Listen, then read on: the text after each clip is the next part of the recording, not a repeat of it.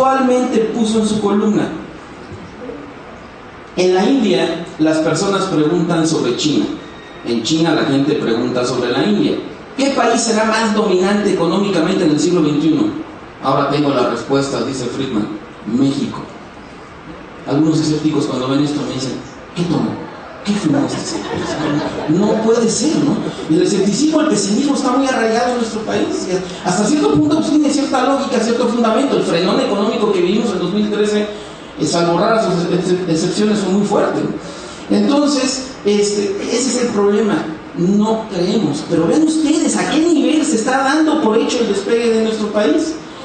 Entonces, otros más. Renace optimismo por México, un importante grupo financiero a nivel mundial, y el Banco Mundial asegurando que México va a impulsar el crecimiento de América Latina en los próximos años. Y dentro de las encuestas más conocidas, las de mayor peso, las del Grupo Expansión, entrevistan a líderes importantes en México del sector empresarial, pues los líderes, a pesar de los problemas, dicen que el momento de México apenas está empezando. Ahora bien, la pregunta es, desde mi muy particular punto de vista, tengo una buena y una mala noticia. ¿Realmente México llegará a ser potencia mundial, sí o no? ¿Cuál quiere escuchar primero, la buena o la mala noticia? ¿De qué ánimo están ustedes esta tarde? La mala. No sean masoquistas, primero la buena noticia. Miren, como comenté al principio, nadie tiene bola de cristal. Estoy consciente que hablar de estos temas, el riesgo de equivocarse es muy alto. Yo no tengo bola de cristal. Pero por lo que a mí respecta, con la misma seguridad que en uno de mis primeros artículos de periódico me atreví a advertir del desplome de la bolsa en el 87, con la misma seguridad que con un libro me atreví un año antes a anunciar la devaluación del 94, y también con la misma seguridad que me atreví a decir que en la segunda parte del sexenio de Calderón, del 2010 al 2012, venía un repunte del crédito, iba a levantar la tasa de crecimiento económico, con esa misma seguridad, por lo que a mí respecta, me atrevo a decirles: señores, claro que sí, México sí va a ser potencia económica. México va a alcanzar tasas de crecimiento de 5, 6, 7% al año, que permitiría generar más de 1 millón de empleos en el mercado formal, va a abrir oportunidad de negocio. México va a rebasar a Brasil como la primera economía del continente, y estoy convencido que el entorno en el que se van a desarrollar nuestros hijos va a ser muy diferente al México deprimente que a nosotros nos tocó vivir. Y si nuestros hijos están bien preparados y están enfocados a una actividad donde ellos tengan talento, las oportunidades que van a tener por delante ni siquiera nos los hubiéramos imaginado nosotros en décadas pasadas, inmersos en la corrupción y inmersos en una economía mediocre. Se me queda viendo como diciendo: bueno, creo que el que tomó algo raro fuiste tú. Todavía veo escepticismo. ¿Por qué estoy convencido? Bueno, el primer factor es la aprobación de las grandes reformas económicas estructurales. Estas reformas estuvieron en el tintero más de 15 años. Muchos analistas insistíamos en ellas desde hace años. Siempre machacábamos cada que podíamos: urge una reforma económica estructural en materia educativa, una en materia fiscal, urge en materia financiera, etcétera. Ustedes me dirán: bueno, pero ¿quién está enterado del impacto negativo que está provocando la reforma fiscal? Sí, de entrada, por eso titulé a esta charla así: ganadores y perdedores con las reformas. No hay reformas perfectas, no hay reformas ideales. Siempre hay costos, hay beneficios, hay ganadores y perdedores. Aquí lo que creo que se debe hacer es no solamente concentrarse en los efectos negativos de corto plazo, sino hacer una evaluación de lo que esto podría representar en el futuro. Y atendiendo a esto, pues vamos a concentrarnos, por razones de tiempo, me quiero concentrar en el análisis de la reforma fiscal y de la reforma energética, que son las que creo que tienen el mayor peso. También la reforma financiera es mucho muy importante, va a provocar un boom del crédito en los próximos años, pero por favor, por cuestión de tiempo, vamos a concentrarnos en estas dos. Y lo primero que tenemos que tratar es la reforma fiscal. El tema de los impuestos, ustedes saben, es muy delicado. Es uno de los temas más impopulares que pueda haber y de los que más afectan el bolsillo de las personas. Nadie queremos pagar más impuestos. Y cuando un gobierno entra a este tema, inmediatamente rechazamos casi cualquier cosa. Tiene la materia de impuestos tiene el potencial para amargarle la vida a cualquiera, ¿sí? Vean ustedes lo que decía Oscar Wilde, el gran escritor irlandés del siglo XIX. Si los jóvenes atractivos, ricos y solteros deben pagar más impuestos que los demás. Sí, señor, porque no es justo que unos sean más felices que otros. De alguna manera se refleja, ¿no?, el poder que tienen los impuestos para amargarle la vida a cualquiera. Y una ocasión, cuando a algún amigo le comenté que estaba muy fuerte el debate de la reforma fiscal, yo, mira nada más lo que decía Oscar Wilde, levanta la ceja y me dice, bueno, ¿tú de qué te preocupas? Tú de todos modos quedarías exento. Qué amable, ¿no? Miren ustedes cómo me levantó el ánimo. Bueno, entonces es un tema que nos pega, nos perjudica, es un tema tremendamente impopular y a nadie nos gusta pagar más impuestos. Ahora bien, ¿qué evaluación puedo hacer de la reforma fiscal? Se ha hablado mucho de esto. Y perdón, tengo un punto de vista polémico en este sentido, va contracorriente de lo que se ha manejado a Vox Populi, pero permítanme describirles cómo veo yo la reforma fiscal. ¿Cuál es el gran mito que veo alrededor de la reforma? Esto que van a ver en pantalla, hasta especialistas lo aseguraban en grandes foros. ¿Cuál es el gran mito? Se trata de una miscelánea fiscal, es un cambio cosmético, nada de fondo, que concentra la recaudación en las clases medias y contribuyentes cautivos, en explotar a los mismos de toda la vida. Este razonamiento tiene cierto fundamento, cierta lógica, si atendemos a lo que sucedió en el pasado.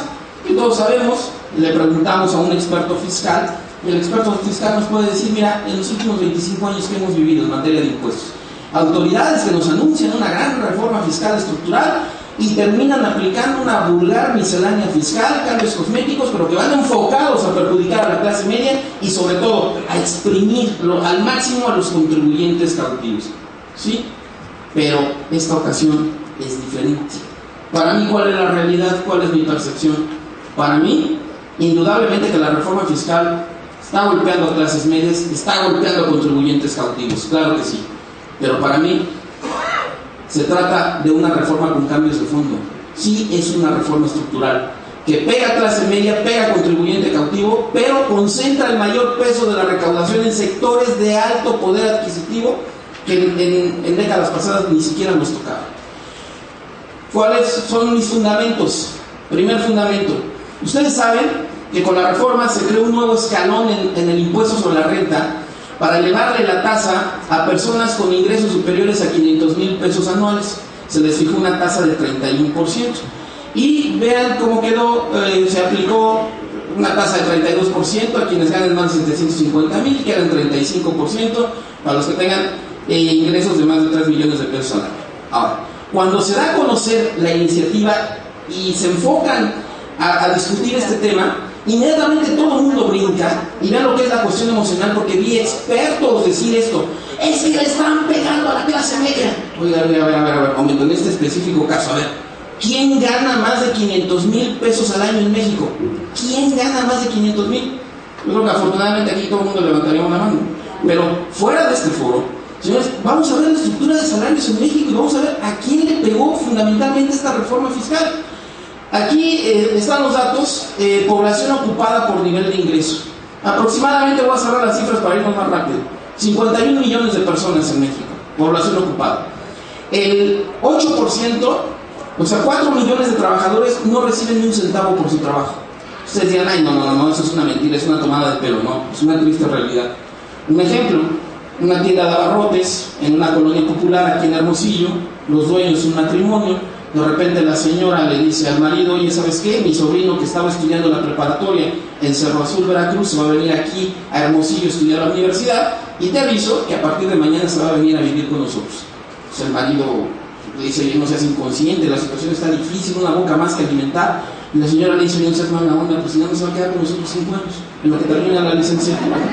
Entonces, el marido, sin que la señora se dé cuenta, amenaza al muchacho y le dice, tú te vas a convertir en una carga, ¿eh? Te voy a dar de comer, te voy a dar techo, pero te advierto, saliendo de la escuela te vienes inmediatamente, te voy a dar una hora para comer y te vas a quedar al frente del negocio, lunes a viernes, sábado, domingo, días festivos, lo tomas o lo dejas, no te puedo pagar ni un quinto. 4 millones de trabajadores están en esa situación. Otros 4 millones y medio, casi 10% de la población ocupada, no quisieron decir al encuestador cuánto ganan. Si ustedes le preguntan a un encuestador a qué se debe este fenómeno, el encuestador les va a decir, Son personas con un rango de ingresos mínimo, les da pena decir cuánto ganan. Otro 13% de la población ocupada, casi 7 millones de trabajadores, ganan hasta un salario mínimo al mes. Fíjense ustedes, 7 millones de trabajadores con menos de 2,000 pesos mensuales en promedio. Otro 22% gana de 1 a 2 salarios mínimos cuando mucho. ¿Quién gana más de 500,000 pesos anuales?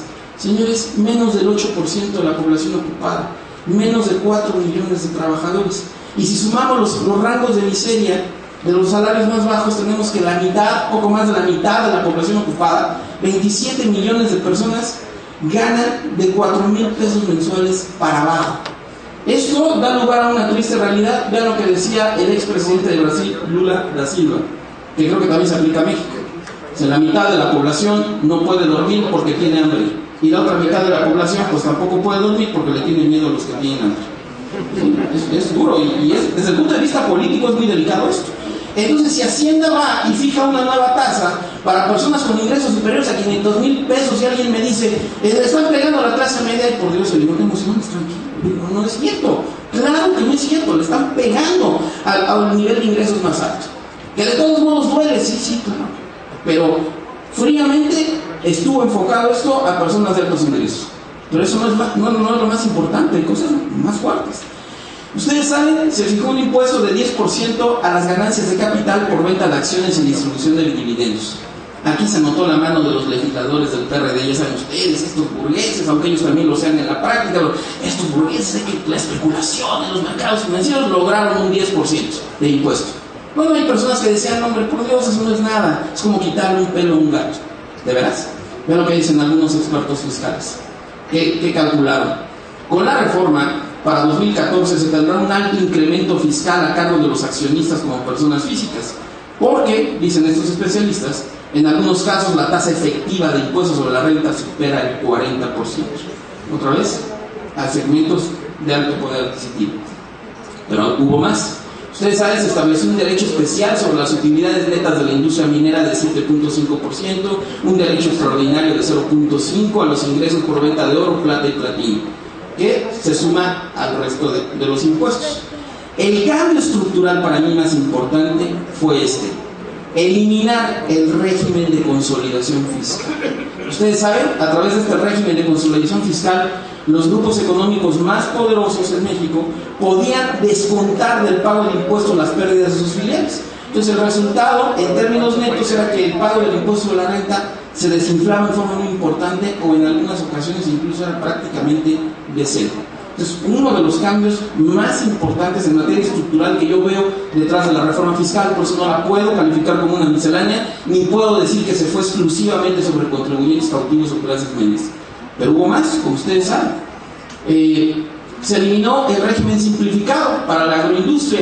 No se suprimieron los privilegios fiscales, porque hubo una oposición política tremenda, amenaza de paralizar al país, de cerrar todas las carreteras a nivel nacional, y entonces lo que hicieron los legisladores fue echarse un poquito para atrás, le cambiaron el nombre, y lo único que hicieron fue poner requisitos más estrictos para que la agroindustria pueda disminuir en términos efectivos el pago del impuesto sobre la renta. Lo van a poder seguir haciendo, pero ya el camino es más difícil, más tortuoso.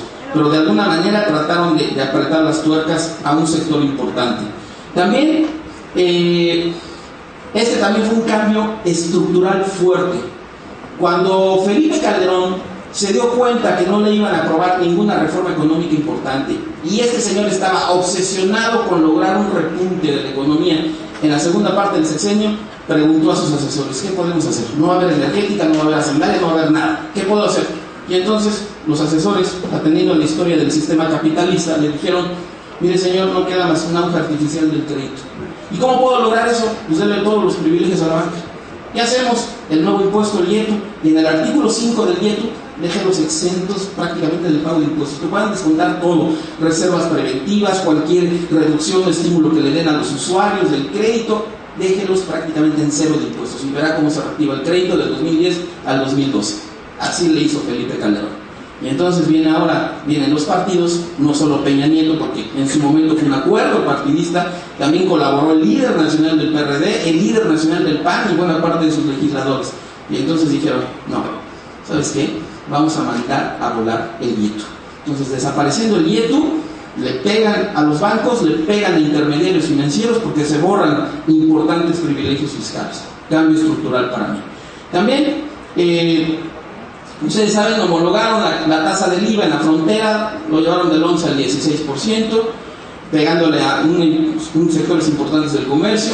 También le quitaron a los maquiladores privilegios importantes. Yo recuerdo cuando la reforma estaba en vías de aprobarse, unos días antes, estuve platicando con uno de los líderes de la industria maquiladora de exportación en Ciudad Juárez. Entonces él ya había movilizado gente, ya había protestas en las calles, una presión a través de los medios de comunicación, y el líder de esta industria me dice, vamos a frenar la reforma fiscal. Y entonces le dije, mire, a lo mejor me equivoco yo, pero yo lo que estoy viendo es que detrás del Pacto por México también hay un ánimo de venganza detrás de las reformas. El Estado se siente débil, quieren recuperar poder y quieren poner en orden a todo el mundo. Luego, detrás de la reforma energética también está el ánimo de someter al sindicato petrolero. Detrás de la reforma educativa, someter al Bester Gordillo. Luego, detrás de la fiscal está someter a las cúpulas empresariales. Luego, no creo que la puedan frenar. También, uno de los cambios importantes es que eliminaron el artículo 40 de la ley aduanera, eliminaron el concepto de apoderado aduanal, y esto le ha pegado y le está pegando fuerte a la típica burocracia aduanal.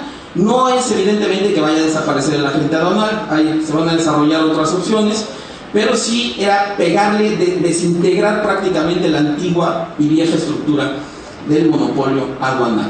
Entonces, en resumen, se eliminaron privilegios, tratos preferenciales, se limitaron deducciones o se establecieron nuevos impuestos para quienes.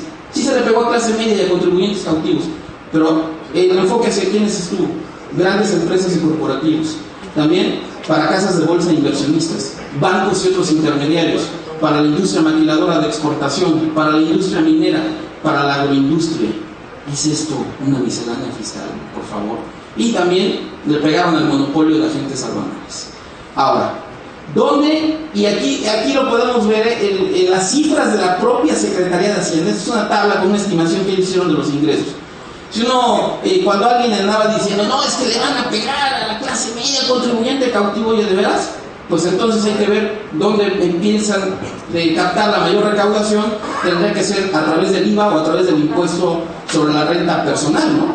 Bueno,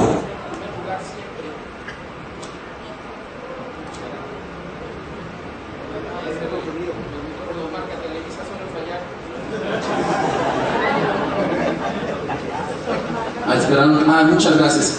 Entonces, vean ustedes, según cálculos de la propia Secretaría de Hacienda, en qué segmento esperaban obtener la mayor recaudación a través del impuesto sobre la renta empresarial. Entonces, sí pega clase media, sí pega contribuyente cautivo, pero está enfocada básicamente a sectores de alto poder adquisitivo. ¿Cuál es el impacto económico de la reforma fiscal? Bueno, pues en este 2014 indudablemente negativo. Esto indudablemente está costando. Algunas de las razones, bueno, al eliminar el IETU, sobre todo con la desaparición de este artículo 5, les desaparecieron importantes privilegios fiscales para la banca y para otros intermediarios financieros. Y además, si le sumamos todos estos poderes para auditar, vigilar más las operaciones financieras, pues entonces tenemos que el flujo de crédito ha disminuido. Y esto lo puede decir cualquier banquero. Yo he platicado con banqueros de distintas marcas y me han dicho esto, que ha bajado la operación en tarjetas de crédito, ha bajado varias cosas. Pero una de las razones también importantes, además de los poderes que se le han dado a la autoridad para vigilar o recaudar, también ha sido que al eliminarse el régimen de consolidación fiscal, pues obviamente se les pega a los márgenes de utilidad de importantes empresas, intermediarios financieros, y por lo tanto los volúmenes de inversión también se han visto afectados. Hay un reacomodo fuerte. ¿Cómo podríamos evaluar el impacto de la reforma fiscal? Es muy complicado, es difícil, todavía está por verse el impacto en lo que resta del año, pero una estimación yo les podría decir lo siguiente. Miren, antes de que se conociera el contenido de la iniciativa de reforma fiscal, y viendo cómo iban avanzando en otro tipo de reformas y dando por hecho que se iba a aprobar la energética, la financiera, la educativa, etcétera, yo podría haberles dicho a ustedes, sin conocer la fiscal, que México estaría en condiciones de crecer a partir de 2014 5%. Pero, conociendo el impacto negativo de la reforma fiscal, pues ahora las proyecciones más recientes, y las venía revisando en el avión esta mañana, se apuntan a que el consenso de analistas que esperan 3.1% de crecimiento, cuando mucho este año. ¿Qué significa? Que entonces la reforma fiscal, según esta apreciación, nos habrá costado sacrificar 2 puntos en la tasa de crecimiento. Y entonces, aunque no se puede hacer una estimación precisa, podremos decirles a ustedes que entonces esto significa que vamos a dejar de generar en el mercado formal alrededor de 200,000 empleos. Eso es una estimación preliminar y perfecta. Lo que puede decirles es que nos está costando la reforma fiscal. Y otra estimación un poco ya más precisa es que también va a costar en cuestión de inflación, y lo vimos en la primera quincena de este año. El Banco de México calculó que la reforma fiscal pues podría incrementar la inflación en medio punto porcentual en este 2014. Ahora, las autoridades y los partidos políticos estaban conscientes del daño que podían provocar en 2014, ¿sí? De alguna manera sí. Miren, aquí están los criterios generales de política económica para 2014. Ustedes saben, un documento que cada año elabora la Secretaría de Hacienda y le presenta al Congreso haciendo números para el siguiente año. Y vean lo que ellos dicen, lo que está subrayado en amarillo. Dicen, es posible fortalecer las fuentes de ingreso y reducir la dependencia del petróleo a través de la reforma fiscal. Correcto. Pero vean lo que dice Hacienda. No obstante, las condiciones económicas que se prevén, o sea, el golpe fiscal va a ser tan duro, sobre todo en 2014, que hace necesario que el sector público ofrezca un amortiguador, acelere el gasto para amortiguar ese golpe. O sea, y la prueba para mí más contundente de que ellos están conscientes del daño que provoca la reforma fiscal en 2014 es esta tabla. Vean ustedes, copia fiel de los documentos de Hacienda. Ellos están convencidos de que la tasa de crecimiento se va a ir acelerando a lo largo del sexenio conforme se vayan implementando las reformas. Pero hay algo curioso, vean ustedes, ¿a partir de cuándo, si le preguntamos a Hacienda, estiman ustedes que va a crecer la economía mexicana 5%? Nos dicen, a partir del año 2015. Oiga, ¿y por qué no aparece el 2014 en sus proyecciones? ¿Por qué creen ustedes? No era posible. Con esa reforma fiscal, claro que no era posible crecer 5% a pesar de la atracción de inversión y a pesar de la aprobación de las reformas. Ahora, resumiendo al máximo, porque es un tema muy complicado, muy extenso, muy polémico. Para mí, en términos muy generales, ¿quién les puede decir que son los ganadores con la reforma fiscal? Señores, número 1, en palco, en primer lugar. Los grandes ganadores, nuestra ilustre clase política.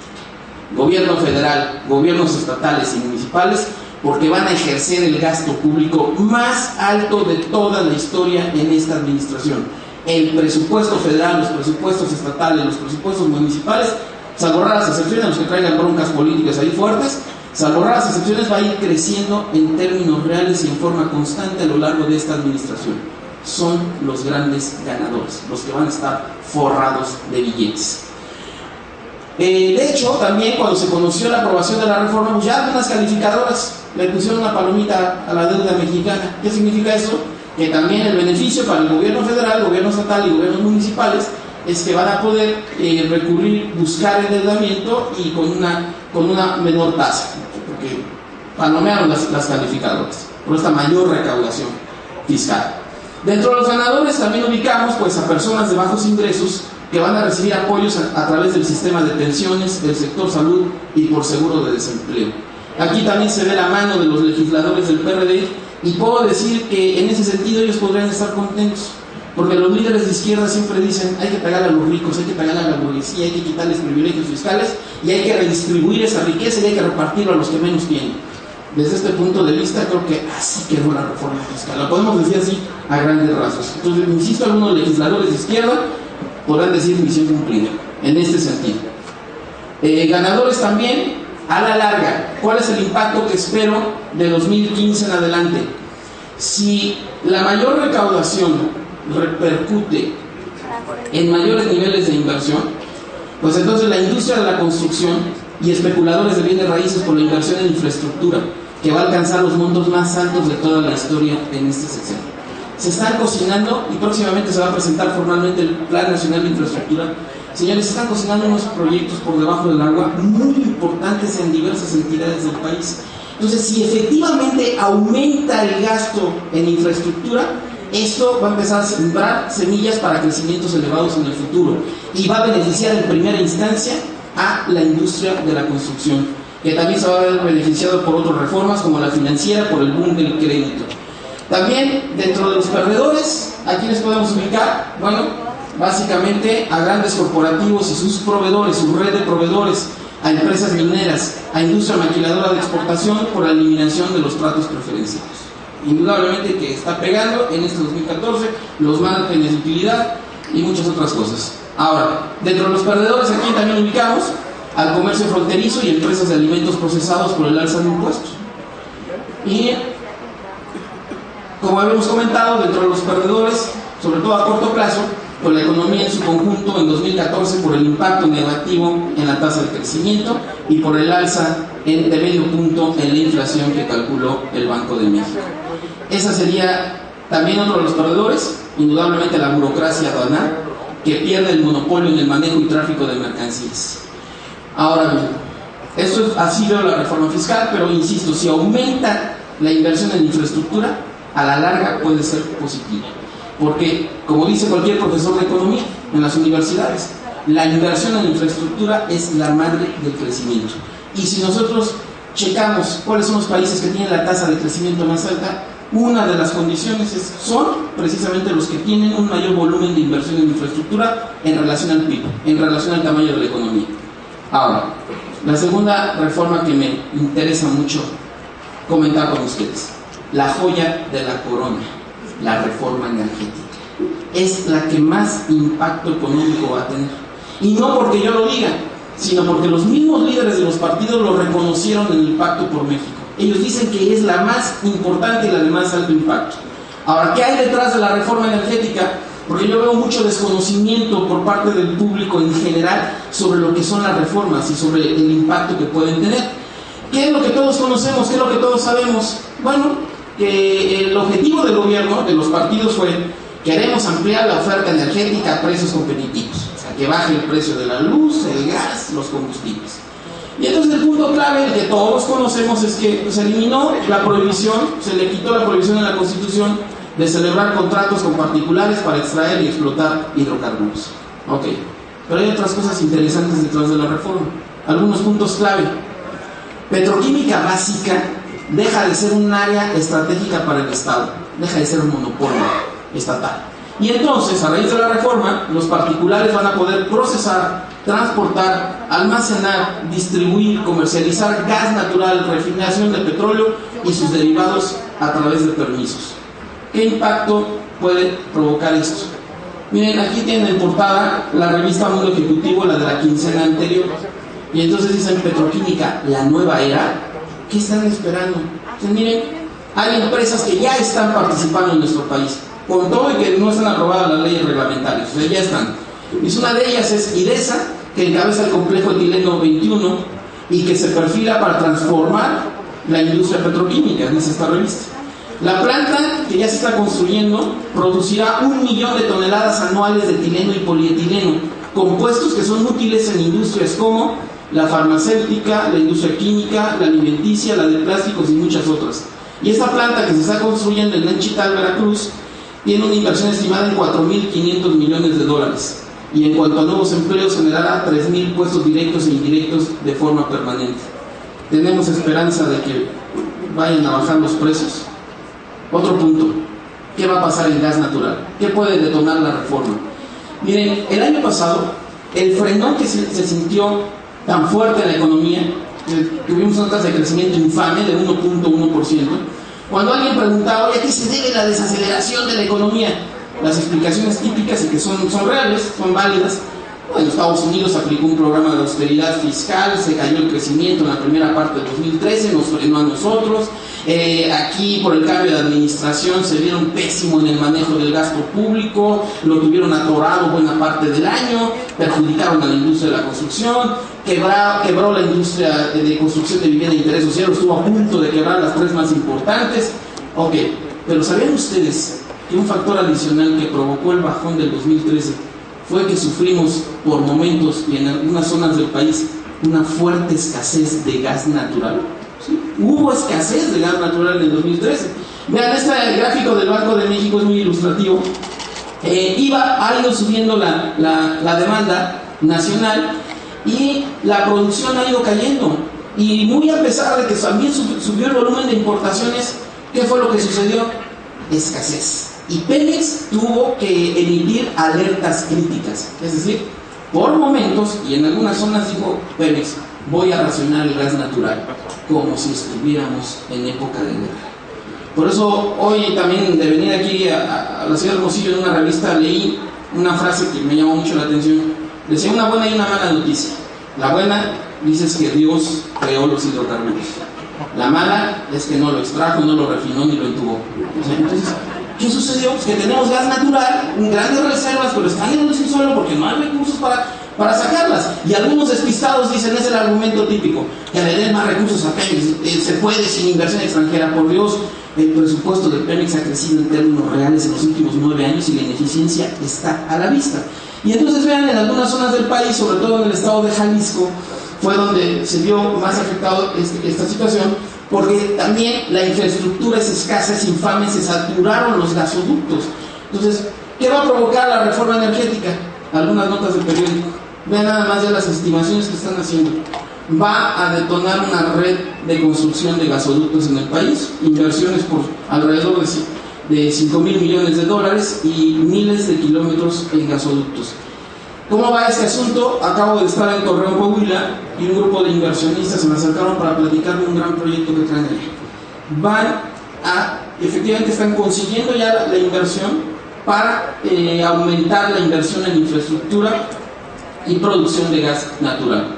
Otro punto de la reforma energética, en cuestión de electricidad, se crea un mercado libre de generación de electricidad. Ustedes saben hasta el momento ciertas limitaciones, se podría producir para el autoconsumo y cierto mercado negro, ¿no? Abajito del agua o con mochada, algunas empresas podían suministrar la electricidad a otras más, pero el asunto estaba muy cerrado, muy limitado. Con la reforma energética se abre la puerta de par en par y dicen las autoridades, quien quiera generar electricidad y tenga los recursos para hacerlo, adelante. Y van a poder suministrar la electricidad a quien ustedes quieran. Otro cambio importante, ¿qué sucede en materia de distribución? Ustedes saben, también las redes, el monopolio lo tenía la Comisión Federal de Electricidad. Pues bien, la reforma energética le quita ese monopolio. Se crea un despachador independiente de energía que rompe el control de la Comisión Federal, pero aquí está lo interesante. Dice la reforma, el despachador independiente de energía deberá dar prioridad de entrada por ley a la red de transmisión a la electricidad más barata para abatir costos. Hagan de cuenta, así hablando en sentido figurado, así como de repente decimos primero las damas, en materia energética va a ser primero los más baratos. Y entonces, por eso es la joya de la corona.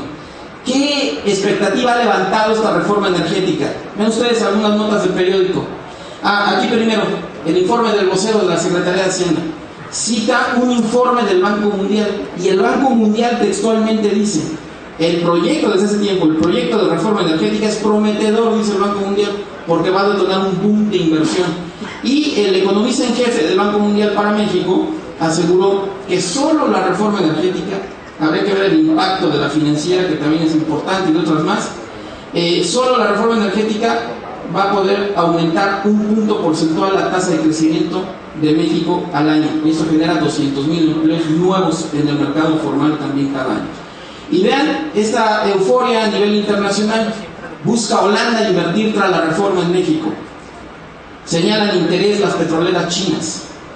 Interesa a los árabes el petróleo mexicano. El País, uno de los diarios más influyentes de la Unión Europea. Petrobras, el gigante brasileño, teme la competencia de Pemex tras aprobarse la reforma. Entonces, podemos esperar que a la larga baje el costo de la electricidad, del gas y los combustibles. Sí, definitivamente sí. Aquí el problema es este: los políticos le están tomando el pelo al público y en el pecado van a llevar la penitencia.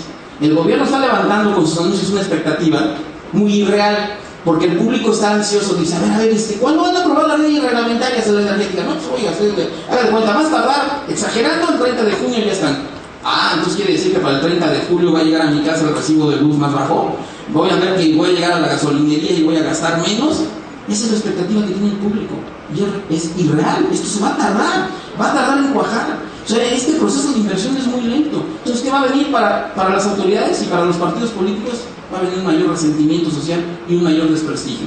Pero a la larga, con una mayor oferta, señores, cuando yo les platico a algunas personas en el DF, ¿y sabes tú que en estados como Chihuahua, Sonora, Coahuila y otros más, Baja California, hay personas que pagan más por renta que pagan más por electricidad que por la renta de su casa? Ay, no, ¿cómo crees?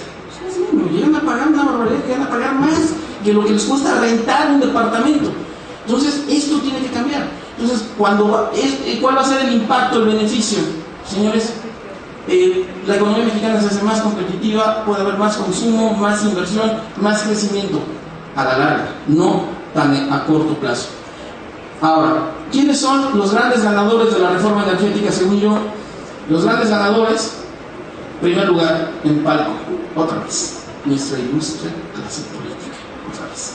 Sin un sistema adecuado de transparencia y sin rendición de cuentas, imagínense esta combinación: reforma energética, aumenta la recaudación, presupuesto federal, estatal y municipal el más alto de toda la historia, va creciendo en términos reales cada año, más los 40,000 millones de dólares que se esperan el primer año después de que se aprueben los reglamentos de la reforma energética.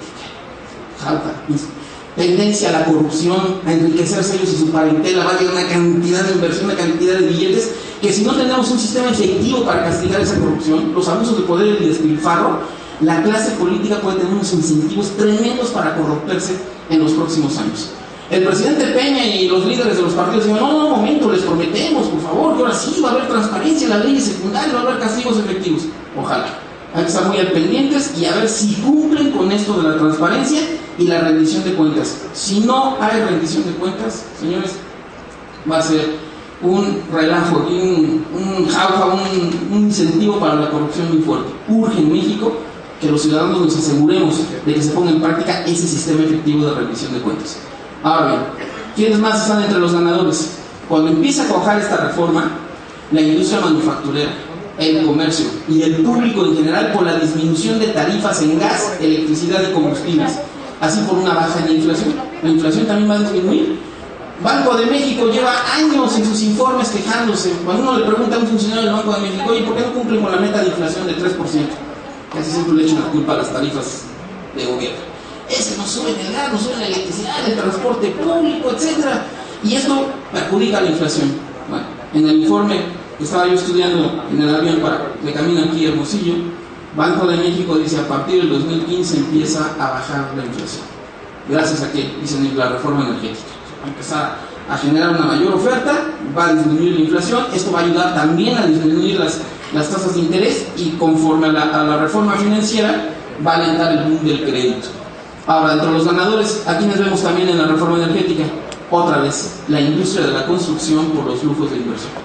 O sea, imaginen ustedes, la inversión que viene en gas natural, viene en petroquímica, en muchos rubros, pues obviamente la red de infraestructura tiene que crecer, más si le agregan la fiscal, le agregan las obras en infraestructura, y le agregan la financiera, el boom del crédito, yo veo la industria de la construcción en los próximos años como uno de los sectores que pueden tener un crecimiento muy importante.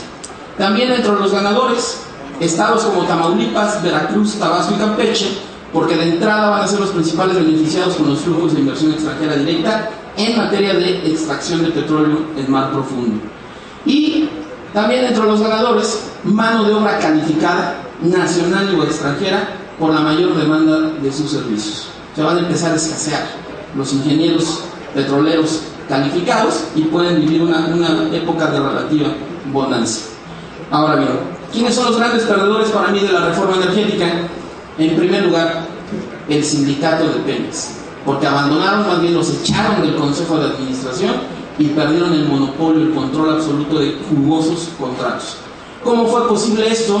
Bueno, cuando lanzaron el Pacto por México y vino la reforma laboral, mafias sindicales empezaron a tratar de aliar para frenar, echar abajo el Pacto por México. Y entonces los líderes del pacto dijeron, van las reformas, cuesten lo que cueste. Y entonces dan la señal contundente, meten a la cárcel, desmantelan el cacicazgo de la señora Elvester Gordillo, la ex líder del sindicato de maestros. Y entonces de repente voltean y le preguntan a Romero de Champs, el líder del sindicato petrolero, ¿cuál es tu postura de la reforma energética? No, pues que venga, le vamos a echar el consejo de administración. No, sí, no importa, ya nosotros nos íbamos a hacerlo, no interesa. Y entonces el mensaje político fue tremendo.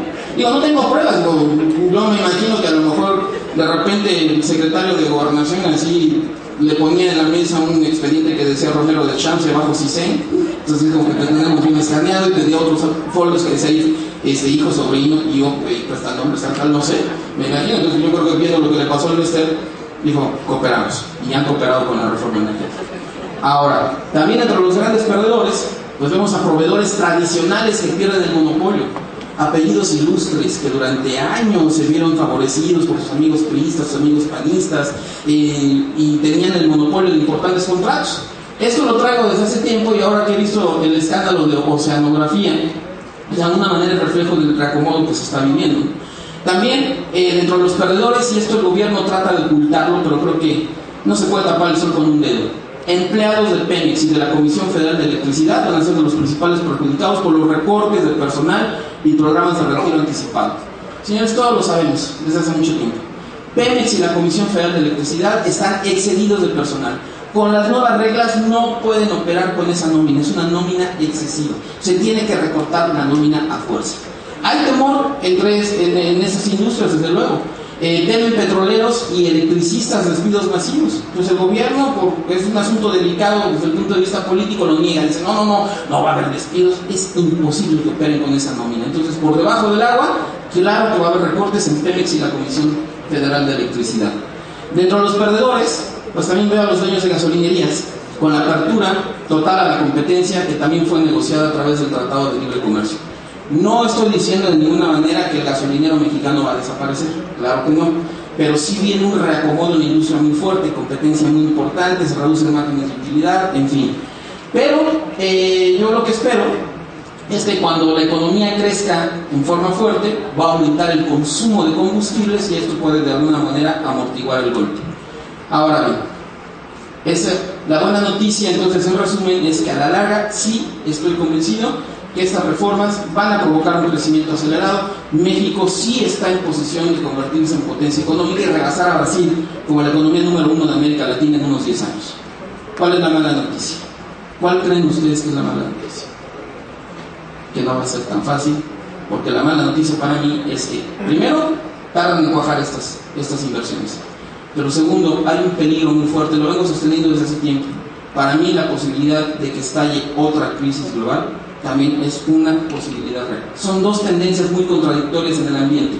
Por un lado, la sombra de una crisis global y el despegue que va a tener México en algún momento por la aprobación de las reformas. ¿Por qué peligro de crisis global más adelante? Por una tremenda inyección de liquidez que ha provocado el gobierno de Estados Unidos, apoyado con la Reserva Federal de allá. Ustedes saben, el Banco Central, que tiene entre otras funciones la máquina para imprimir dinero, fabricar dólares, o el control de las computadoras para hacer transferencias millonarias electrónicas a la banca para estimular el crédito. ¿Qué es lo que han hecho? Señores, hay que recordar, en el 15 de septiembre del 2008 quebró Lehman Brothers, una de las grandes instituciones financieras del mundo. Se desató el pánico en los mercados internacionales. ¿Qué decían los especialistas en esa época? Estados Unidos va a caer en una depresión similar a la de 1929. Era un ambiente de verdadero pánico en ese momento. ¿Qué fue lo que sucedió? Empieza a trabajar la Reserva Federal, empieza a inyectar liquidez, empiezan a tratar de estimular el crédito y logran el milagro. Viene picada la economía mundial en 2009, un año tremendo también para México y muchas economías a nivel global, pero evitan que Estados Unidos caiga en una depresión y logran una reactivación en el año 2010. Luego, con la inyección de liquidez, logran impedir la quiebra de los bancos europeos, de algunos países endeudados de Europa emergente, logran varias cosas, pero el costo va a ser muy alto a futuro. ¿Por qué razón? Permítanme, por favor, hablar en sentido figurado, poner un ejemplo que para explicar cuestiones que son muy complejas en temas monetarios. Y a mí me gustaría que todo quede muy claro, y es mi estilo. ¿Qué es lo que están haciendo y por qué es peligroso a futuro esta forma de actuar, de inyectar esa liquidez? Hagan de cuenta, hablando en sentido figurado, que uno de sus amigos se pone una borrachera impresionante. Tomó de todo, en exceso. Vino blanco, vino tinto, whisky, brandy, coñac, tequila, todo. Y al otro día, el señor cae en una resaca, en una crisis espantosa. Está crudísimo. ¿Qué tan crudo? Hagan de cuenta, está tirado en cama, está pálido, parece cadáver, no se mueve, no habla. ¿Ustedes han visto alguna vez un crudo de ese tipo aquí en Hermosillo? No, dice Mario, no, son no importados. Y en otros lados dicen, sí, aquí a mi derecha, aquí a mi izquierda, ¿no? Pero bueno, ojo, dato clave. El crudo, en nuestro ejemplo, representa la economía de Estados Unidos. Pues bien, ustedes están desesperados. Y hagan de cuenta que después de la quiebra de Lehman Brothers, está a punto de morirse el crudo, así, en ese extremo. Ustedes están asustados, necesitan la opinión de los especialistas. ¿Qué hicieron en Estados Unidos? 3 días después de la quiebra de Lehman Brothers, el 18 de septiembre del 2008, mandaron llamar al entonces secretario del Tesoro, al señor Paulson. Ustedes saben, algo así como nuestro secretario de Hacienda, pero elevado al cubo. Entonces le dijeron, a ver, haz un diagnóstico del crudo, ¿qué podemos esperar? Y ya nada más, porque les dijo Paulson a los diputados y senadores de Estados Unidos, textual, en ese momento, estamos a unos días del colapso total de nuestro sistema financiero, con todas las implicaciones que esto conlleva para nuestro país y para el resto del mundo. Se va a colapsar la economía de Estados Unidos. Dicho por el secretario del Tesoro. Y entonces, hagan de cuenta que en nuestro ejemplo llega el secretario del Tesoro, examina el crudo y nos dice, se va a morir, ya tiene hasta taquicardia. Ustedes alarmados mandan llamar al médico, el médico llega corriendo, lo examina detenidamente y el médico les pregunta, ¿qué pasó? Ustedes, ese señor se puso una borrachera impresionante. ¿Ya hiciste algo para tratar de reanimarlo? Sí, ya le puse un par de aspirinas, ya le di un Gatorade, ya le puse un limón con el alcohol de la farmacia en el ombligo y no reacciona, estoy desesperado. Pues el médico le pone el suero, evita que se muera, pero no lo puede levantar. Entonces dicen que la necesidad tiene cara de hereje. ¿Qué hicieron la Reserva Federal y el gobierno de Obama? Hablan en sentido figurado. Es como si ustedes, por desesperación, le mandan a hablar al cantinero de la esquina. ¿Por qué le hablan al cantinero? Porque les han dicho que levantan a los crudos de la tarde y hacen milagros. Llega el cantinero, examina el crudo y les dice a ustedes, lo voy a levantar. Dicen, es que no pudo el médico, lo voy a levantar. ¿Qué hacemos? Tráete una michelada con clamato. Está muy perverso. ¿Cómo le voy a dar más liquidez, más alcohol, si esto fue lo que lo tuvo primero en Euforia, el exceso de liquidez del 2002 al 2006, la formación de la burbuja hipotecaria, etcétera? Y ahora quiere usted que le dé alcohol y se está a punto de morir. ¿Quieres que lo salve o yo me voy? Ustedes se traen la michelada con clamato. Al principio con cierta dificultad, como que no quiere, no acepta la bebida. Ustedes se arman de paciencia y dicen, ¿cómo no? Y después de un momento, con mucha sorpresa, ven que empieza a absorber la michelada. ¿Qué creen que sucedió? ¿No han visto qué sucede cuando le da una michelada con clamato a un crudo? ¿De verdad no han visto? Le voy a decir a mi compañera Feriada, ¿sabes qué? Los sonorenses son bien portados. Nunca han visto algo así. Pues ¿saben qué sucede? Es impresionante. Se levantan del ataúd así, de película, de miedo, en serio, se lo juro. No estoy exagerando. Entonces, se levanta el crudo, abre los ojos, balbucea las primeras palabras y les dice a ustedes, ¿dónde estoy? Ustedes, para darles ánimo, le dicen, en el after, en el heavens de fiesta, salimos de fiesta. Entonces ya el cantinero agarró mucha credibilidad. Entonces ustedes dicen, el cantinero lo va a levantar. ¿Qué estrategia? Sigue. Y entonces dice el cantinero, ¿qué le gusta tomar al amigo? Es un ejemplo. Le encanta el tequila. A ver, tráete una botella de tequila. No, dice, mejor tráete una botella de bacanora. Eso es más efectivo, tráete la botella de bacanora. Y entonces, pues, ustedes se asustan y dicen, ¿pero cómo le voy a dar bacanora? ¿Qué tal si se nos pasa la mano? Y dice el cantinero así, hablando como gran tecnócrata. La teoría dice que nada más hay que suministrar un toquecito de liquidez. Nada más 2 caballitos de tequila o de bacanora, 2 caballitos de bacanora, nada más para estimular la demanda efectiva. Un poquito que esto se saque consumo en el mercado, desate inversión, contratación de trabajadores, pago de salario, más consumo, más oportunidades de negocio, lo vamos a levantar. Y entonces ustedes suministran los 2 caballitos de bacanora, ¿y qué sucede con el crudo? Se levanta a caminar y les dice, estoy listo para la siguiente fiesta. Bueno, ¿qué ha sucedido a nivel mundial? Con la inyección de liquidez, hagan de cuenta, es como si volvieron a inyectar alcohol. Evitaron el colapso en el 2009. Han mantenido más o menos la actividad económica. ¿Cuál es el riesgo? que se les está pasando la mano, están emborrachando a la economía mundial otra vez. Pruebas, aquí ya no estoy hablando en sentido figurado. Vean este gráfico, es muy importante. Este lo tomé de una página de internet que elaboran economistas de prestigio mundial, son expertos en política monetaria. Ellos son científicos, investigadores de tiempo completo, recurren a las matemáticas, a la famosa econometría para hacer sus cálculos en términos reales. Y vean ustedes, ellos graficaron el área sombreada de 1920 a la fecha en términos reales, la base monetaria, es decir, la cantidad de alcohol que está circulando en el sistema, la cantidad de liquidez dentro y fuera del sistema financiero. Y ellos están alarmados porque se ha disparado la liquidez en forma impresionante en los últimos tiempos. Nunca se había visto un fenómeno de esa magnitud desde que Estados Unidos es potencia hegemónica. ¿Qué han estado haciendo? La locura, se les ha pasado la mano. Señores, esto es real, este dato es cierto. Las imprentas de la Reserva Federal han estado fabricando dólares prácticamente por momento las 24 horas del día, y han hecho transferencias electrónicas multimillonarias a los bancos a nivel mundial para tratar de estimular el crédito. Yo podría aquí traer citas académicas importantes, pero me voy a quedar con una joya de la comunicación, alguien que lo expresó muy bien, un hombre muy polémico, Kiyosaki, famoso autor de Padre Rico, Padre Pobre, en otra obra. Vean cómo lo resumió. Dice: es la gran tragedia de la actualidad. Nuestros líderes pretenden solucionar la crisis financiera utilizando el mismo método que la provocó, es decir, pretenden, están imprimiendo más dinero para resolver el problema que surgió precisamente por imprimir mucho dinero. Y vean ustedes, con este gráfico del Fondo Monetario en pantalla, resume muy bien cómo han ido administrando la cruda. Después del desplome grave del año 2009, de la resaca espantosa, con la inyección de liquidez logran levantar la tasa de crecimiento mundial, levantan a Estados Unidos.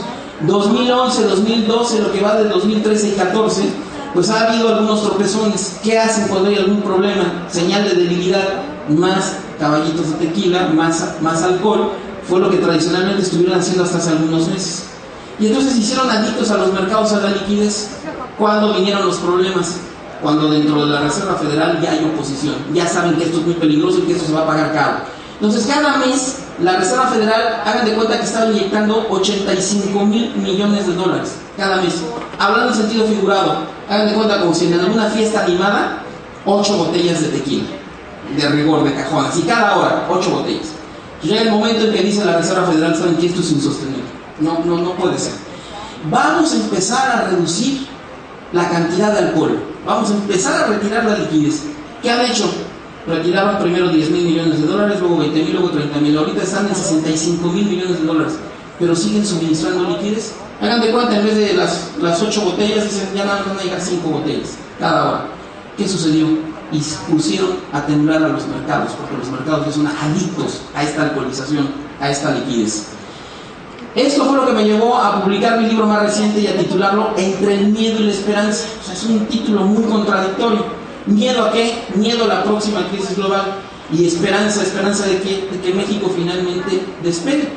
Ahí en la foto de portada, mi hijo más pequeño me preguntaba: ¿cómo le hago para la foto? Lo muy sencillo, mirarle igual, idéntico como cuando me vas a enseñar la boleta de calificaciones de la escuela. Y salió la portada.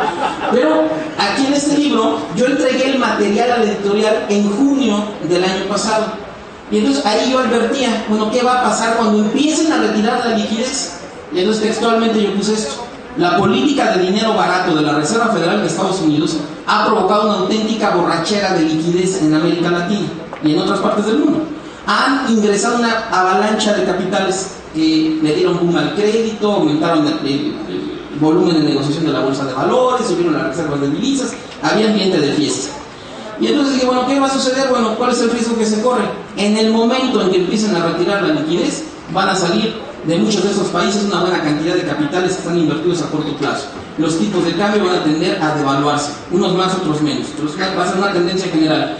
O sea, ellos se van a desplomar las bolsas de valores, van a bajar las reservas de divisas y probablemente, en casos extremos, se van a reventar las burbujas del crédito para desembocar en crisis. Ejemplo palpable en América Latina, Argentina, en otras partes del mundo, Turquía, Sudáfrica, etc. ¿Qué ha sucedido? Efectivamente, meses después de haber entregado ese material, empiezan a anunciar el retiro parcial de la liquidez Y entonces vean ustedes nada más las notas. Temores sobre el fin del estímulo mueven los mercados globales. Flujos de fondos dedicados a mercados emergentes. Empieza a haber fuga de capital en varios países. ¿Qué provoca esta salida de capitales? Aumentan los riesgos para invertir en varias zonas. Y entonces Brasil, Indonesia, Rusia, Sudáfrica, Colombia, México, Turquía, en otras partes.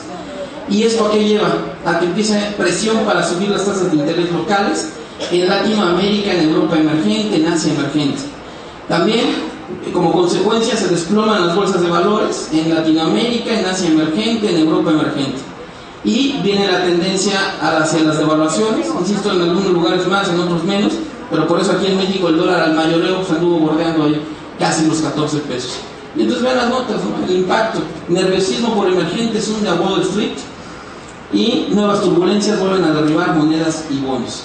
Entonces la pregunta es, ¿qué va a pasar más adelante? Esta situación en algún momento va a reventar. Según mi perspectiva, va a reventar, esto es inevitable. Algunas personas me han dicho, oye, no, al revés, esta turbulencia fue como haberle quitado un poquito de presión a la olla. Digo, para mí no, tengo otro punto de vista. Para mí fue un aviso de lo que puede suceder, porque todavía están suministrando liquidez. Imagínate, cuando terminen de suministrarla, cuando efectivamente la retiren del mercado, van a subir las tasas en Estados Unidos y en países fuertes, y esto entonces va a provocar problemas. Parte final de nuestra charla, conclusiones. ¿Qué podemos hacer? En esta parte obviamente no pretendo descubrir el hilo negro, ni el agua tibia, ni dar fórmulas mágicas, no existen. Lo que quiero es llamarles a la reflexión a ustedes unas frases de sentido común. Mi perspectiva es esta: en tanto no estalle la próxima crisis global, conforme se vayan aprobando los reglamentos de las reformas estructurales, la economía mexicana va a ir creciendo, se va a ir consolidando cada vez más. ¿Qué papel van a jugar las reformas cuando venga la próxima crisis global? ¿Van a evitar la crisis global? No. México no va a ser la primera economía de corte capitalista en toda la historia y quedar más allá del bien y del mal. Claro que no. Nos va a pegar la próxima crisis global. Pero obviamente las reformas estructurales, al reforzar el mercado interno, de alguna manera van a amortiguar el golpe.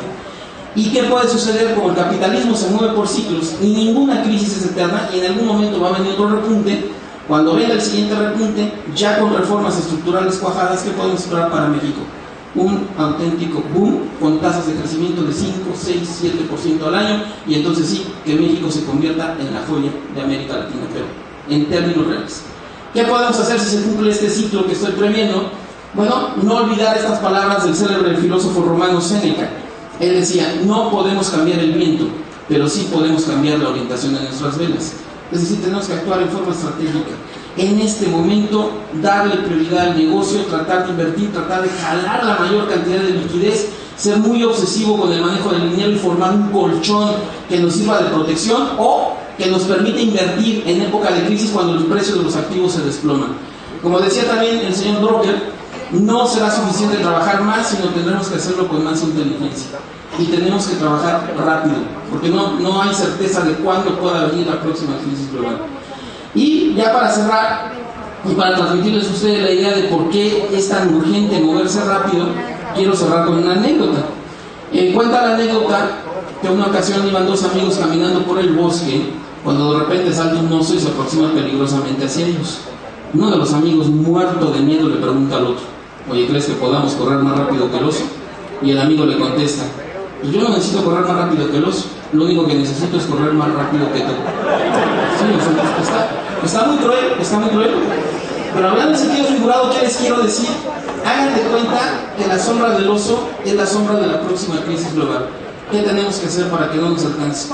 Actuar, ser más hábiles, más rápidos, más competitivos que los demás. Entonces, tratar de aprovechar esta reactivación que viene lo más posible, en la medida de lo posible, tratar de jalar liquidez, dándole prioridad a la inversión en el negocio y formar ese colchón que nos permita incluso no solamente amortiguar el golpe, sino salir a crecer en época de crisis, cuando el dinero vale el doble. Entonces, este es el mensaje que yo quería dejarles esta tarde. Les deseo mucho éxito en sus actividades. Desde luego, muchas gracias por escucharme. Los invito a visitar mi página en internet www.erictvazteca.com o a mantenerse en contacto conmigo a través de las redes sociales. Muchas gracias.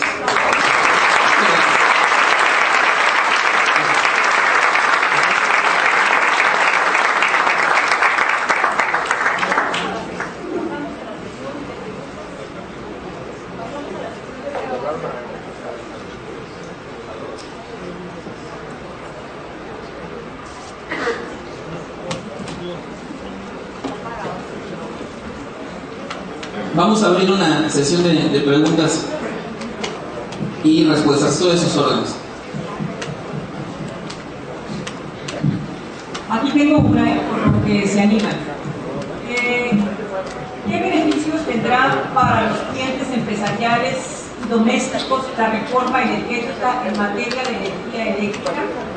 ¿Qué pasará con la Comisión de Electricidad y sus trabajadores? Con mucho gusto. Bueno, creo que de alguna manera di respuesta a lo largo de la charla. O sea, yo comenté que sí estoy convencido que va a bajar el costo de la electricidad, o sea, va a aumentar la oferta, las posibilidades de autoabastecimiento o las posibilidades de que las empresas o quien lo necesite pueda encontrar un proveedor más accesible, más barato. Entonces yo comentaba que el efecto de que baje el precio de la electricidad, no inmediatamente, pero sí en algún tiempo, pues es reforzar el consumo de las familias, lo que de alguna manera va a alentar el crecimiento económico, pero lo más importante, va a permitir defender los márgenes de utilidad de la industria y va a permitir mayor volumen de inversión. Esa sería la respuesta y de alguna manera lo comenté en la charla. Y también qué va a pasar con los trabajadores de la Comisión y de Pemex. Bueno, yo creo que los que más peligro tienen de sufrir un recorte es indudablemente a la mano de obra no calificada o mal calificada. Pero mano de obra calificada, yo creo que ya la dinámica dentro de esas empresas tiene que cambiar y tienen que buscar quedarse con la gente más capacitada, más talentosa y con más ganas de trabajar. Pero de que va a haber recortes, indudablemente que sí habrá recortes de personal.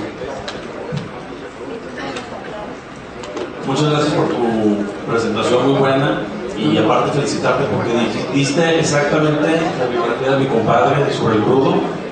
Y mi pregunta es, ¿para cuándo crees, en tu opinión, que se pueda dar lo de la crisis global otra vez? Con mucho gusto. Miren, es muy fácil fallar en este tipo de pronósticos o estimaciones. Todos quisiéramos tener una bola de cristal. Y cuando saqué mi libro de evaluación del shock del 94, yo lo saqué en diciembre del 93 y la devaluación fue en 20 de diciembre del 94. Cuando en las conferencias que yo me la pasaba advirtiendo de una devaluación que casi nadie me creía, algunas personas me preguntaban, ¿para cuándo? Yo les decía, sobre todo después de que asesinaron a Colosio en marzo, 23 de marzo del 94, yo les decía, ¿saben qué? Esto va a tronar un poco antes o pasando las elecciones presidenciales, de agosto de ese año. Yo decía agosto, no fue en agosto, fue hasta diciembre. Segunda pregunta, me decían las personas, ¿en cuánto estimas que quede el tipo de cambio? Andaba por ahí de 3.40, yo les decía, ¿saben qué? Se puede ir a 5, me falló, se fue en algún momento a 7.40. Entonces es muy difícil estimar.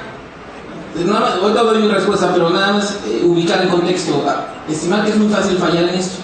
Ahora, todos quisiéramos tener bola de cristal, porque cuando también publiqué mi primer artículo en el periódico y dije, va a tronar la bolsa de valores en el 87, fue en marzo del 87.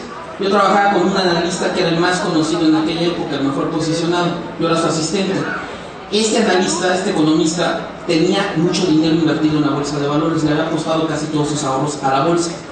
Duró el auge desde marzo y en agosto me dice el economista, ¿sabes qué?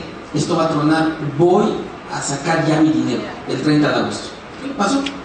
El truene vino un martes negro de finales de octubre. Cuando llego a la oficina a trabajar, me abren las secretarias, había una agitación muy fuerte en la oficina. Que vayas directamente a la oficina del jefe. ¿Qué pasó? Hace algo grave. ¿Qué sucedió? Ven, corre. Entro a la oficina de este economista y les juro, estaba así en el escritorio, así muy apesumbrado, y empieza a mover la cabeza de un lado para otro. Me dice, ya tronó. Yo, ya hubo crack en la bolsa. Sí, dice, es un crack espantoso, ya tronó. Y dice, mi dinero. Yo me alarmé y dije, ¿perdió ya todo? Qué barbaridad. Yo, oiga, pero no quedamos en que usted iba a sacar su dinero el 30 de agosto del 87.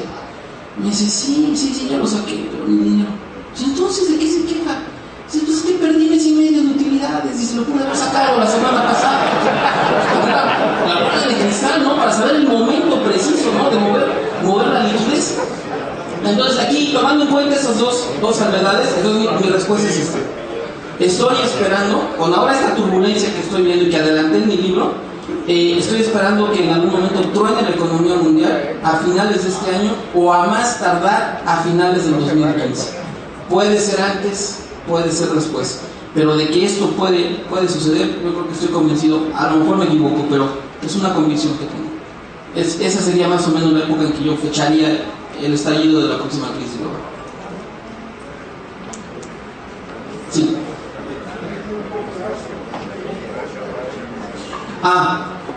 Me preguntan que si hay tanto plazo, si se puede hacer algo. Miren, aquí hay que contestar, se puede hacer algo a nivel federal, a nivel político, y se puede hacer algo a nivel personal, a nivel empresarial, a nivel familiar. Desde el punto de vista como país, yo puedo decirles que la aprobación de las reformas estructurales es estar ya haciendo algo muy importante, porque todo esto apunta a reforzar el mercado interno. Entonces, lo que yo he estado haciendo y otros colegas, hemos estado presionando a través de nuestros espacios en los medios para que salgan lo más rápido posible estas reformas estructurales. Ustedes se imaginan que viniera, no sé, digo, no creo que le suceda, la crisis estalle la próxima semana, o sea, sería una desgracia, ¿no? Estropearía todo el trabajo legislativo.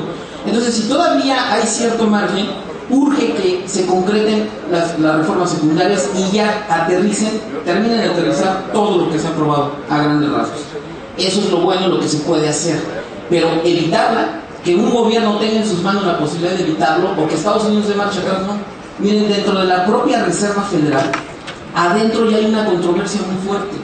Banqueros de la Reserva Federal están descontentos con lo que ha estado con el suministro de liquidez, y ellos pedían que la retiraran desde hace tiempo. Otros creen que van a poder controlar, porque algunos políticos se creen dioses, creen que pueden manipular los mercados a placer, y esto es un engaño, es una falacia. Y entonces creen que van a retirar la liquidez poco a poco y ya no sucede absolutamente nada. No, esto se va a pagar porque han provocado muchas distorsiones. Entonces, a nivel global, a nivel político, no creo que se pueda detener este proceso. Hay muchas cosas en juego ya. Ahora, a nivel familiar, a nivel personal, ¿se puede hacer algo? Sí, claro que sí, se puede hacer.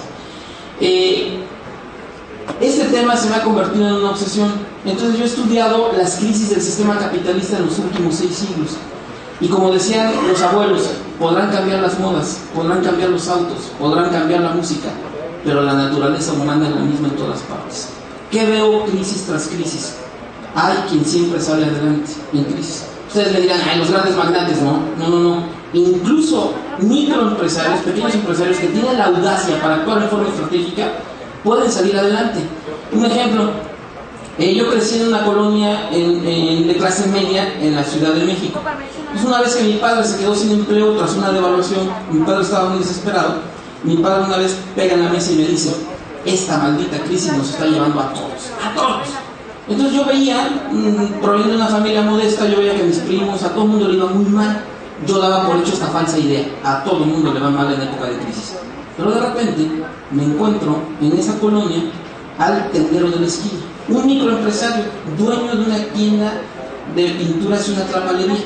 Y entonces, contrariamente a lo que me decía mi padre, el pequeño empresario, veo que en plena crisis se compra un terreno en la colonia del lado, compra la farmacia de la contraesquina, está estrenando auto y mandó a sus hijos de vacaciones a Disneylandia. Para mí esto era un choque psicológico, porque según mis paradigmas, con lo que me habían educado, esto no era posible.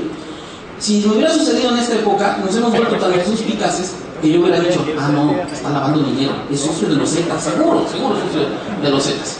Pero le pregunté al tendero de la esquina y me respondió algo que conforme fui conociendo banqueros, inversionistas, nacionales, extranjeros, empecé a estudiar las crisis capitalistas, no saben cómo me he acordado de este pequeño empresario.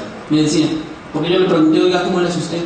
Me dice, mira muchacho, no hay fórmulas mágicas. Lo único que hay que hacer es que cuando viene una época de vacas gordas, te tienes que poner muy listo, tienes que manejar, trabajar lo más fuerte posible, tratar de jalar la mayor cantidad de liquidez, te tienes que volver muy obsesivo con la administración del dinero, tienes que ir formando un colchón, porque ese colchón te va a permitir crecer después, porque tu dinero en época de crisis vale el doble. ¿Cómo que vale el doble? Me dice, sí, ¿supiste que compré un terreno en la colonia de la esquina? ¿La otra colonia? Sí, ¿qué pasó? Hace 3 años estaba muy caro, ahorita lo están rematando, está a la mitad, tengo liquidez. Dice, esto no va a durar toda la vida. Fíjense, no tenía preparación académica, pero tenía mucha intuición, sabía de los ciclos económicos. Y entonces me dijo, mira, esta crisis va a pasar, mira, va a venir un repunte. En ese momento voy a abrir otra tienda. ¿Supiste que compré la farmacia de la contraesquina? Y sí, ¿qué pasó? El farmacéutico, un hombre muy mal administrado, ahogado en deudas por desesperación, remató el negocio. Dice, ¿ya viste el carro que estoy estrenando? ¿Qué pasó? Dice, las automotrices están desesperadas, se viene el gerente y se me viene a dejar aquí el cargo.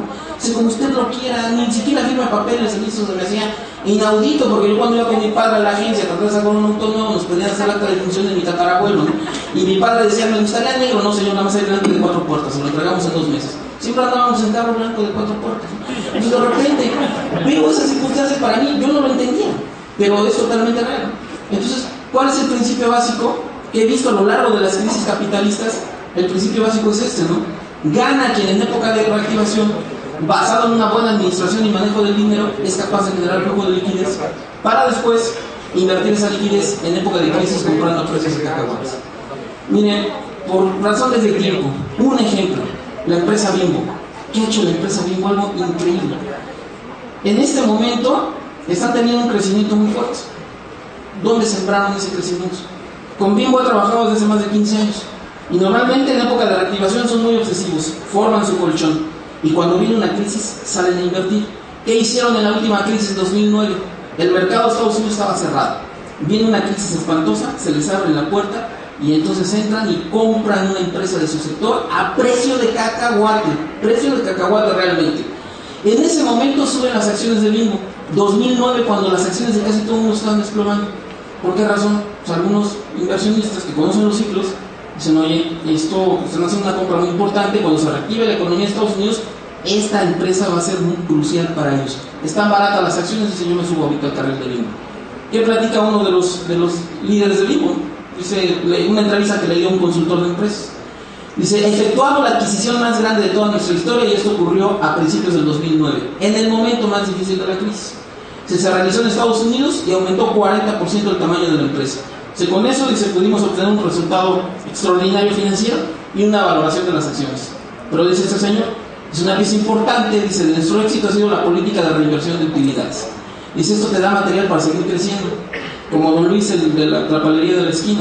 O sea, al no tener capital suficiente, al estar sobreendeudados, al creer que el auge va a ser eterno y no tomar precauciones, pues los negocios pierden las oportunidades que se les presentan. ¿Qué ha sucedido después de eso? Pues bueno, vean una nota de Reforma, ya decían ellos, prevé Bimbo que Estados Unidos se convierte en su mayor mercado. Y una entrevista de la revista Forbes hace más o menos un año a uno de los altos directivos de esta empresa, ya no quedó claro, dice, de acuerdo con las cifras más recientes de Bimbo, las ventas de México representaron 40% del total, mientras que las de Estados Unidos significaron 46%. O sea, y salían a comprar en época de crisis a precio de cacahuate porque tenían la liquidez. Lo mismo que el tendero de la esquina, del ejemplo que había puesto. Y para redondear la idea, esto es hasta conocimiento bíblico.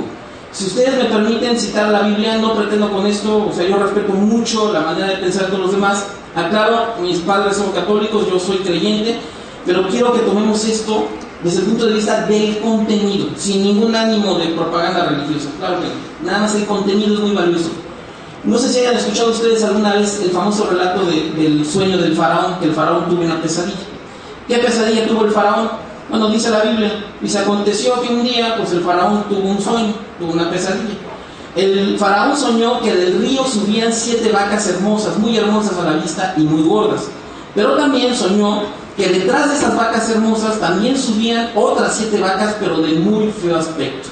Y la pesadilla consistió en que las vacas de feo aspecto devoraban a las 7 vacas hermosas y muy gordas. Entonces cuando se despierta el faraón, ¿no?, asustado, y manda a llamar a José, a su intérprete, y dice, José, mira, soñé esto, ¿qué significa? Entonces José le dice al faraón, las 7 vacas hermosas 7 años son, también las 7 vacas feas son 7 años. ¿Qué quiere decir? Dice que soñaste que las vacas feas devoraban a las vacas hermosas. Bueno, eso quiere decir que vienen 7 años de gran abundancia en toda la tierra de Egipto, y tras de ellos seguirán 7 años de hambre, de crisis. Dice, y toda la abundancia será olvidada en la tierra de Egipto, a causa del hambre siguiente, la cual será gravísima. Y entonces viene la recomendación de José, sabiduría milenaria. Por tanto, junten toda la provisión de todos estos buenos años que vienen y recojan el trigo y guárdenlo, y el país no perecerá de hambre. Entonces, ser obsesivos, trabajar lo más posible, generar liquidez, generar un colchón, y que eso nos permita aguantar el próximo golpe. No, al contrario, gracias a usted por la pregunta. ¿Otra pregunta? Yo tengo una aquí. Sí. ¿Qué información tiene sobre el secreto bancario y sobre la unificación de las cuentas personales con las cuentas fiscales? Miren, la reforma financiera fueron 13 iniciativas. Una reforma impresionante, va a provocar un verdadero boom del crédito. Vienen cosas muy fuertes. Dentro de este asunto se va a manejar la Secretaría de Hacienda va a poder tener facultades para jalar la información del sistema financiero. Entre el sistema financiero también va a haber oportunidad o obligación de cruzar información.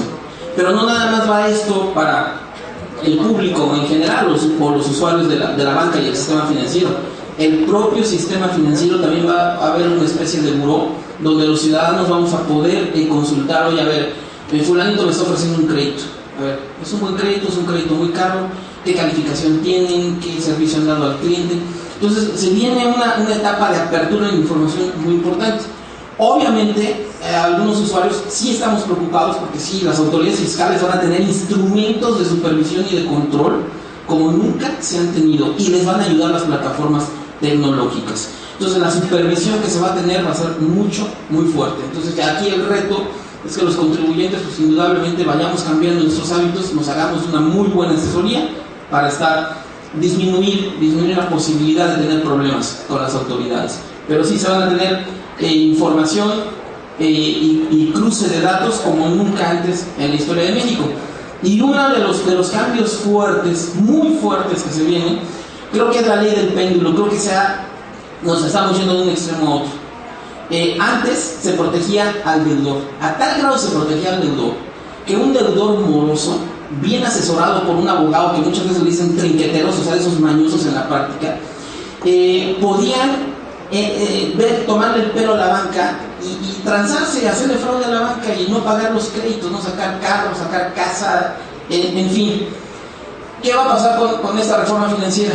Bueno, se va a facilitar el cobro de créditos y la ejecución de garantías en beneficio del acreedor, así dice la ley, o sea, el otro extremo. Ahora le van a dar todo a los acreedores a través de medidas precautorias. ¿Qué van a poder hacer los bancos? Miren ustedes, pedirle al juez arraigo domiciliario o arraigo local, secuestro provisional de bienes y embargo de dinero, congelar las cuentas bancarias. Y por eso les digo, el cruce de información va a ser muy fuerte.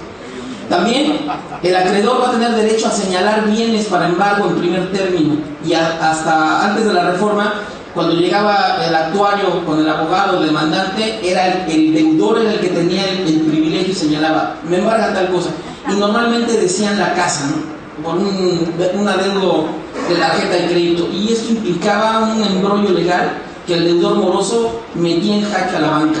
O ahora ya no, ahora el acreedor es el que va a tener el derecho de señalar en primer término, va a tener acceso a los bienes embargados para efectuar avalúos y para aplicar los valores dados en prenda para el pago de la obligación garantizada sin necesidad de procedimiento de ejecución o resolución judicial. Está controvertido, porque eso puede ser inconstitucional, pero en fin, así está ya aprobado. Entonces, para un moroso va a ser altamente peligroso fallarle al sistema bancario. Entonces, también para los morosos, porque yo he conocido en el pasado gente que se apoyaba de ese tipo de abogados. Por ejemplo, supe de un caso donde siempre debía la tarjeta de crédito, ¿no? Entonces, le llegaba una demanda. Entonces llegaba el actuario, le decía, venimos aquí por una deuda, a cobrar una deuda, por decir algo, de 70,000 pesos. Su abogado lo que le decía era, ¿sabes qué? Ya va a venir la demanda, ya va a llegar el actuario, lo que debes hacer es ir a hacer un pequeño depósito. Y depositan 1,000 pesos. Y entonces ya tenía el comprobante del deudor, ¿no? Entonces decía el actuario, venimos por una deuda, no es que yo no debo 70,000 pesos. Yo ya pagué 1,000 la semana pasada, yo debo 69,000. Tenían que regresar el actuario con el abogado, el juzgado, hacer todo el trámite, y venimos por un embargo, 69,000 pesos. No, es que ya debo 68,500. Entonces eran unas mañas, o sea, tremendas. Pero ahora ya con la ley, con esta nueva ley, ya va a ser muy difícil. Entonces, una ocasión, platicando con un moroso que conozco de toda la vida, dice, no, a mí me van a hacer los mandados de lo que los hacían. Le digo, o sea, si no cambias tu forma de actuar, vas a tener que andar derechito, porque la ley da muchas facultades a las autoridades y al propio sistema bancario. Nada más, incluso hasta arraigo domiciliario o arraigo local. ¿Alguna otra pregunta para darle un caluroso aplauso a Eric Guerrero, por favor? Muchas gracias. Muchas gracias. Le pedimos, por favor, al señor Leonardo López Rivas que venga a entregarle el reconocimiento a nuestro exitoso panelista.